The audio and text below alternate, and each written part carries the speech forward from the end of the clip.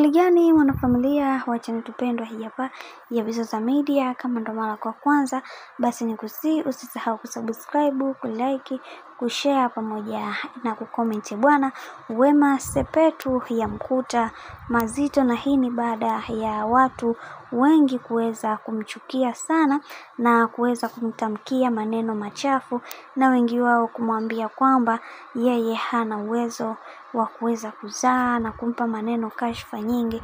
Licha ya yote yanayoyapitia bibie Wema Sepetu, watu wengi wamekuwa wakimsema pia kwa upande mwingine kwamba ni mwanamke ambaye hatulii, leo yuko na mwanaume huyu, kesho yupo na mwanaume huyu. Hichi kitendo sio kitu kizuri, lakini watu wengi waliweza kufunguka kwa namna yao tofauti tofauti, na kisha akasema kwamba kuna vitu vingi vya kuweza kujifunza katika haya maisha, na sio kila mwanamke wa kuweka ndani, kwani huyu binti ni mtu mzima, lakini mambo yake ni ya hovyo kabisa, hajali watu wengine. Hivyo kwa hiki ambacho kilichoweza kutokea kwa kipindi hiki, wacha tuendelee kumpatia dozi yake, kwa sababu tunaona kabisa kuna namna fulani hivi anataka kutupanda kichwani.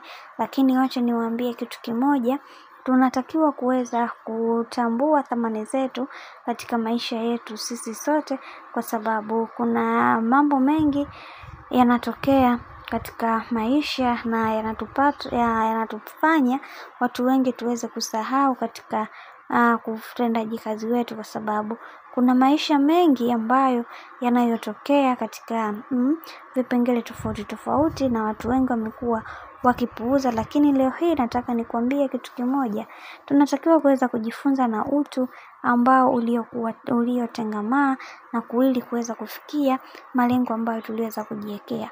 Lakini kwa bibie Wema Sepetu mambo yamekuwa tofauti na vile ambavyo watu wameweza kudhani, hasa kwa hiki kitendo ambacho alichoweza kufanyiwa. Cha kwanza, alipewa onyo na kuambiwa ni bora akakaa mbali katika maisha ya watu na asiwe anaposti mitandaoni, na kisha tukaona akaunti yake ya Instagram ilishuka followers wote, na mwishowe wakaja wakapanda kwa kiasi.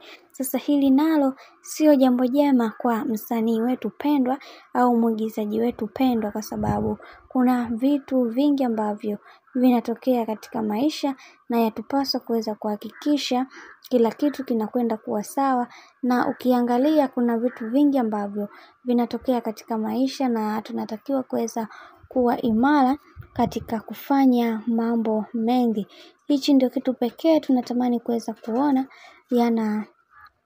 tunatakiwa kuweza kuona katika haya maisha yanakuwa katika milolongo iliyo bora, hasa kwa hichi kilichoweza kuongeleka. Haiseni vema kabisa watu wakafanya vile ambavyo wanaweza kujisikia, kwa sababu inaonekana kabisa watu wameshachoshwa na drama za bibie Wema Sepetu. Bwana, mambo ni mengi, alafu muda ni mchache. Mimi nataka nikukumbushe kitu kimoja, kama ndo mara kwa kwanza kufuatilia channel tupendwa hii hapa ya Bizoza Media, basi nikusii usisahau kusubscribe, kulike, kushare pamoja na kucomment. Kwa upande wangu sina la ziada, niseme uache nikutakia siku njema na kazi njema, lakini nikusii tena usisahau kusubscribe, kulike, kushare pamoja na kucomment.